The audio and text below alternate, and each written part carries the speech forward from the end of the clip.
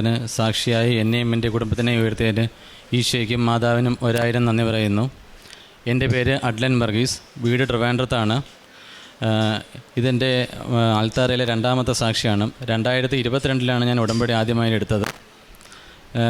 ഞാനൊരു ഗവൺമെൻറ് സ്ഥാപനത്തിൽ ഡെപ്യൂട്ടി മാനേജറായിട്ട് ജോലി ചെയ്തിരിക്കെ പ്രൊമോഷൻ ഒരു സാധ്യത നിരസിക്കപ്പെടുകയും അപ്പോഴാണ് ഞാൻ ഉടമ്പടിയിൽ ആഴമായി വിശ്വസിക്കുകയും അതാണ് എൻ്റെ സാക്ഷ്യമായിട്ട് ഞാൻ പറയാൻ പോകുന്നത്. കഴിഞ്ഞ വർഷം മാർച്ചിൽ നമ്മൾ 3 പേർക്കായിരുന്നു പ്രൊമോഷൻ കിട്ടേണ്ടിയിരുന്നത്. പക്ഷേ ആ പ്രൊമോഷൻ കിട്ടേണ്ട സമയത്ത് മാനേജ്മെൻറ്റ് തീരുമാനിക്കുകയും ചെയ്തു, ഡയറക്റ്റായിട്ട് വെളിയിൽ നിന്ന് 3 പേരെ, കുറച്ചും കൂടി എക്സ്പീരിയൻസ് ഉള്ള ആൾക്കാരെ പുറത്തുനിന്ന് എടുക്കാമെന്ന്. അങ്ങനെ നമ്മൾ 3 പേരുടെ വേക്കൻസി തള്ളപ്പെടുകയും ഡയറക്റ്റ് റിക്രൂട്ട്മെൻറ്റിന് പേപ്പർ പബ്ലിക്കേഷൻ വരികയും ചെയ്തു.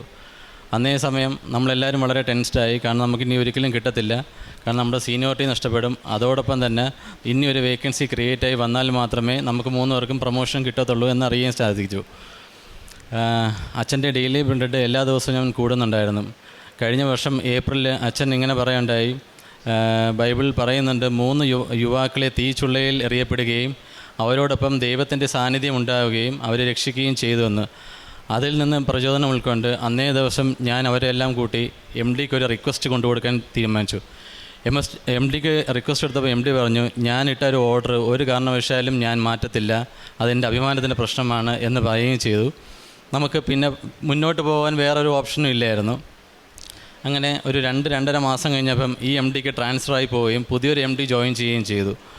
അന്നേ ദിവസം വീണ്ടും നമ്മൾ പുതിയ റിക്വസ്റ്റായിട്ട് പോവുകയും അതിൽ ഉടമ്പടി തൈലവും ഉപ്പും ഇട്ട് പ്രാർത്ഥിച്ച് MD കൊണ്ട് റിക്വസ്റ്റ് എടുത്തു. MD പറഞ്ഞു, നമുക്കത് നോക്കാം, സീനിയോറിറ്റി ഒരു കാരണവശാലും നഷ്ടപ്പെടാത്ത രീതിയിൽ നമുക്ക് മുന്നോട്ട് പോകാം എന്നുള്ള രീതിയിൽ ഒരു ഉറപ്പ് തരികയും ചെയ്തു. നമ്മുടെ എക്സിക്യൂട്ടീവ് ഡയറക്ടറിനെയും ബാക്കി HR മാനേജറിനെയും ഇവരെല്ലാം കണ്ട് കാര്യങ്ങളെല്ലാം സംസാരിച്ചപ്പോഴും MD ഓക്കെ പറഞ്ഞിട്ടുണ്ടെങ്കിൽ നമുക്ക് മുന്നോട്ട് പോകാമെന്ന് പറഞ്ഞു.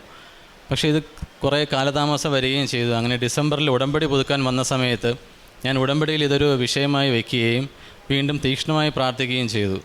തീക്ഷ്ണമായി പ്രാർത്ഥിക്കുകയും ചെയ്ത സമയത്ത് ജനുവരി 23-ാം തീയതി 2026 അച്ഛൻ്റെ ഡെയിലി ബ്രെഡിൽ അച്ഛൻ പറഞ്ഞു, നിങ്ങൾ കഷ്ടത അനുഭവിക്കുന്ന ഏതൊരു വിഷയമാണോ അത് സമർപ്പിച്ച് പ്രാർത്ഥിക്കുക, 45 ദിവസത്തിനകത്ത് നിങ്ങൾക്ക് എന്തായാലും അതിനൊരു മറുപടി കിട്ടുമെന്ന് പറഞ്ഞു. അങ്ങനെ ഞാൻ കണക്കൂട്ടി നോക്കിയപ്പോൾ മാർച്ച് 10-ാം തീയതിയാണ്. അത് ഞാൻ ഡയറിയിൽ കൃത്യമായി നോട്ട് ചെയ്ത് വെച്ചു. അങ്ങനെ ഞാൻ ഡേറ്റ് ഇട്ട് മാതാവിനോട് പ്രാർത്ഥിക്കാൻ തീരുമാനിച്ചു. ഡേറ്റ് ഇട്ട് പ്രാർത്ഥിച്ചുകൊണ്ടിരുന്ന സമയത്ത് എല്ലാവരും പറഞ്ഞു, മാർച്ച് ആദ്യം എന്തായാലും പ്രൊമോഷൻ ഓർഡർ ഇറങ്ങും, ഉറപ്പാണെന്ന് പറഞ്ഞു.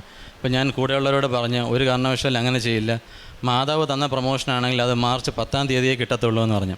അങ്ങനെ മാർച്ച് 10-ാം തീയതി ഓർഡർ ഇറങ്ങിയില്ല. പക്ഷേ മാർച്ച് 11-ാം തീയതി നമുക്ക് പ്രൊമോഷൻ ഓർഡർ ഇറങ്ങുകയും ചെയ്തു. പക്ഷേ ഡേറ്റ് വന്നിട്ട് മാർച്ച് 10-ാം തീയതി ഇട്ടാണ് കിട്ടിയത്. മാർച്ച് 11-ാം തീയതി നമ്മൾ മാനേജറായിട്ട് എല്ലാവരും ജോയിൻ ചെയ്യുകയും ചെയ്തു. നമ്മുടെ സീനിയോറിറ്റിക്കോ വേറെ ഒരു തടസ്സങ്ങളും ഉണ്ടായില്ല. ഇതാണ് എൻ്റെ ആദ്യത്തെ സാക്ഷ്യം.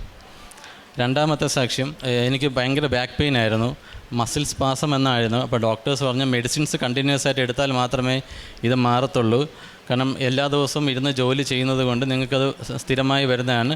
ഡിസ്ക് ബൾജിങ്ങും ചെറുതായിട്ട് സ്റ്റാർട്ട് ചെയ്തിട്ടുണ്ടെന്ന് പറഞ്ഞു. പക്ഷേ മരുന്നെടുക്കാൻ എനിക്കൊരു താല്പര്യമില്ലാത്തത് കൊണ്ടും ഉടമ്പടി തേനും തൈലവും ഉപയോഗിച്ച് എല്ലാ ദിവസവും രാവിലെയും വൈകുന്നേരം പ്രാർത്ഥിച്ചതിൻ്റെ ഫലമായിട്ട് ഇപ്പോൾ പൂർണ്ണമായിട്ട് എൻ്റെ നടുവേദന മാറിയിട്ടുണ്ട്. ഈശോയ്ക്കും മാതാവിനും 1000 നന്ദി പറയുന്നു. എൻ്റെ വൈഫും അനിയനും 2 പേരും BEdകാരാണ്. അവർക്ക് കേറ്ററ്റിൻ്റെ എക്സാം ഉണ്ടായിരുന്നു. അപ്പോൾ 2-3 പ്രാവശ്യം അവർ അറ്റൻഡ് ചെയ്ത സമയത്തും അവർ പാസ്സാവുന്നില്ല. 1-2 മാർക്കിൻ്റെ വ്യത്യാസത്തിലാണ് എപ്പോഴും അവർ തോറ്റുകൊണ്ടിരുന്നത്. അപ്പോൾ ഉടമ്പടിയിൽ അതും വിഷയമായിട്ട് വച്ചപ്പോൾ പിന്നെ എഴുതിയ പരീക്ഷയിൽ 2 പേർക്കും 80% മേളിൽ മാർക്ക് കിട്ടി. ദൈവം 2 പേരെയും അനുഗ്രഹിച്ചു. 2 പേർക്കും കേറ്ററ്റ് എക്സാം കിട്ടിയിട്ടുണ്ട്. പിന്നെ 4ാമത്തത്, ചേച്ചിയുടെ മകൻ 10ാം ക്ലാസ് ആയിരുന്നു. അപ്പോൾ ഒരു ആവറേജ് സ്റ്റുഡൻ്റ് ആയിരുന്നു. ഉടമ്പടിയിൽ ഞാനൊരു 80% മാർക്ക് എന്ന് വെച്ചിട്ട് പ്രാർത്ഥിച്ചെങ്കിലും നമുക്ക് ആർക്കും ഒരു പ്രതീക്ഷയില്ലായിരുന്നു. പക്ഷേ മാതാവിൻ്റെ അത്ഭുതത്താൽ 82% മാർക്ക് നൽകി 10ാം ക്ലാസ് നല്ല ഉന്നത വിജയം നൽകി മാതാവ് അവനെ അനുഗ്രഹിച്ചു. കാരുണ്യ പ്രവർത്തികളും പ്രേക്ഷിത പ്രവർത്തനം ഇവിടുന്ന് കിട്ടുന്ന പത്രങ്ങളും ഞാൻ മെഡിക്കൽ കോളേജിലും RCCയിലും അകത്തും പുറത്തും ഗേറ്റിൻ്റെ വെളിയിലും നിന്ന് ഞാൻ എല്ലാവർക്കും കൊടുക്കാറുണ്ടായിരുന്നു. പിന്നെ 2-3 ഗ്രൂപ്പുകളുണ്ട്. എല്ലാ ഗ്രൂപ്പുകളിലും ഇവിടുത്തെ ഡെയിലി ബ്രെഡും അതോടൊപ്പം തന്നെ ചൊവ്വാഴ്ചയുള്ള ധ്യാനങ്ങളും ഞാൻ ഷെയർ ചെയ്യാറുണ്ട്, സ്റ്റാറ്റസും ഇടാറുണ്ട്. പിന്നെ കാരുണ്യ പ്രവർത്തികൾ ഞാനും ഫാമിലിയും പണ്ട് വീട്ടിൽ ഭക്ഷണം ഉണ്ടാക്കി മെഡിക്കൽ കോളേജിലൊക്കെ കൊണ്ടു കൊടുക്കുമായിരുന്നു. പക്ഷെ നമ്മൾ നോക്കുമ്പോൾ അർഹമായ കൈകളിലെല്ലാം നമുക്ക് ഭക്ഷണം എത്തുന്നത് കാണുന്നതുകൊണ്ട് പിന്നെ അത് കൊടുക്കാതെയായി. അങ്ങനെ വളരെ വിഷമിച്ചിരുന്നപ്പോഴാണ് കസിൻ വഴി ഒരാളെ പരിചയപ്പെടുകയും മെഡിക്കൽ കോളേജിൽ നോ ബൈസ്റ്റാൻഡർ, അതായത് ആരും നോക്കാനില്ലാത്ത കുറേ ആൾക്കാരുണ്ട്, അതോടൊപ്പം തന്നെ റോഡിൽ നിന്ന് അസുഖമായിട്ട് കിടക്കുന്നവരെ എല്ലാം ആൾക്കാർ കൊണ്ടെത്തിക്കുന്ന ഒരു വാർഡുണ്ടായിരുന്നു. അവിടെയുള്ള നേഴ്സുമാരെയൊക്കെ പരിചയപ്പെട്ട് ഭക്ഷണമെല്ലാം അവിടെ കൊടുക്കാനും അവർക്ക് ആവശ്യമായ സഹായങ്ങളും അവരോടൊപ്പം ടൈം സ്പെൻഡ് ചെയ്ത് അവരോട് സഹായിക്കാനും അവർക്ക് ഇവിടെ നിന്ന് ഇറങ്ങിയതിന് ശേഷം എന്തെങ്കിലും ചെറിയ സംരംഭം തുടങ്ങാനുള്ള കാര്യങ്ങൾ ചെയ്തു കൊടുക്കാനുള്ള അനുഗ്രഹങ്ങളും ചെയ്യാൻ സാധിച്ചു. ഉടമ്പടിയിൽ എല്ലാ കാര്യങ്ങളും ഞാൻ വളരെ കൃത്യമായിട്ട് ചെയ്യുന്നു. എല്ലാ ദിവസവും മുടക്കമില്ലാതെ കുർബാന കൂടുന്നുണ്ട്. അതോടൊപ്പം ബൈബിൾ വായന, കുടുംബ പ്രാർത്ഥന, ബാക്കി എല്ലാ കാര്യങ്ങളും 2 ആഴ്ച കൂടുമ്പോഴുള്ള കുംഭസാരം, എല്ലാ കാര്യങ്ങളും വളരെ കൃത്യമായിട്ട് ചെയ്യുന്നു. ഇത്രയും അനുഗ്രഹങ്ങൾ തന്നതിന് ഈശോയ്ക്കും മാതാവിനും 1000 നന്ദി പറയുന്നു. എനിക്ക് കിട്ടിയ അനുഗ്രഹങ്ങൾ not by merit but by grace ആണ്. അതോടൊപ്പം എനിക്കൊരു കാര്യം പറയാനുള്ളത്, നമ്മൾ എന്ത് പ്രതിസന്ധി ഘട്ടങ്ങളിൽ വന്നാലും ഡെയിലി ബ്രെഡ് കൃത്യമായിട്ട് കൂടിക്കഴിഞ്ഞാൽ നമുക്ക് അതിൽ എന്തെങ്കിലും ഒരു പരിഹാരം അച്ഛൻ വഴി മാതാവ് നമുക്ക് ഉറപ്പായിട്ടും തന്നിരിക്കും. ഈശോയെ നന്ദി, ഈശോയെ സ്തുതി. യുവാക്കൾ പോലും തളരുകയും ക്ഷീണിക്കുകയും ചെയ്തേക്കാം. ചെറുപ്പക്കാർ ശക്തിയേറ്റ് വീഴാം.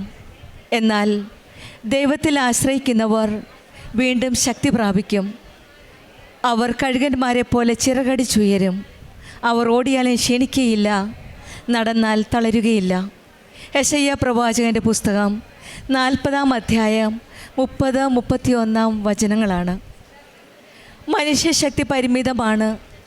യുവാക്കളും ശക്തരായവരും പോലും ജീവിത പ്രയാസങ്ങളിലും പ്രതിസന്ധികളിലും തളർന്നു വീഴാം.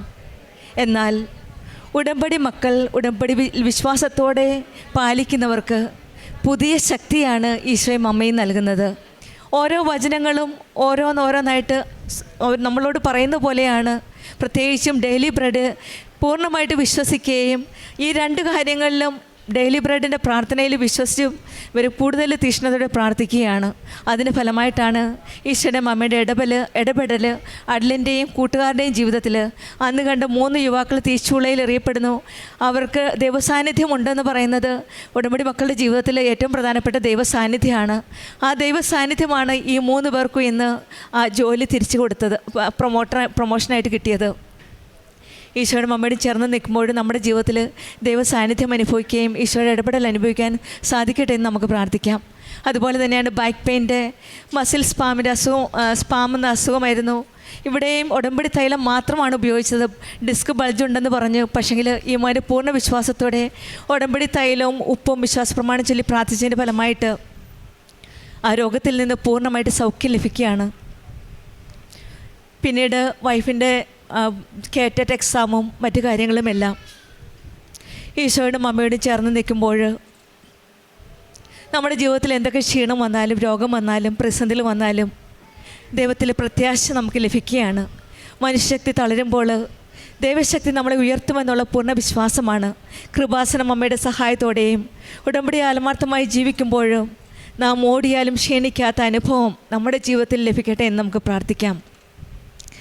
അഡ്ലൻ വർഗീസിനും കുടുംബത്തിന് ലഭിച്ച ഈ വലിയ അനുഗ്രഹത്തിനും പ്രത്യേകിച്ചും ഈ പ്രൊമോഷൻ ഫിനാൻഷ്യൽ കോർപ്പറേഷൻ മാനേജറായിട്ടുള്ള പ്രൊമോഷൻ ലഭിച്ചതിനും മറ്റെല്ലാ അനുഗ്രഹങ്ങൾക്കും നമുക്ക് കരങ്ങളടിച്ച് ദൈവത്തെ മഹത്വപ്പെടുത്താം.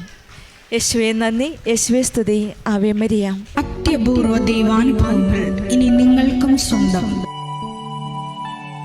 ഈ യൂട്യൂബ് ചാനൽ ഇതുവരെ സബ്സ്ക്രൈബ് ചെയ്തിട്ടില്ലെങ്കിൽ ഇപ്പോൾ തന്നെ സബ്സ്ക്രൈബ് ചെയ്യുക.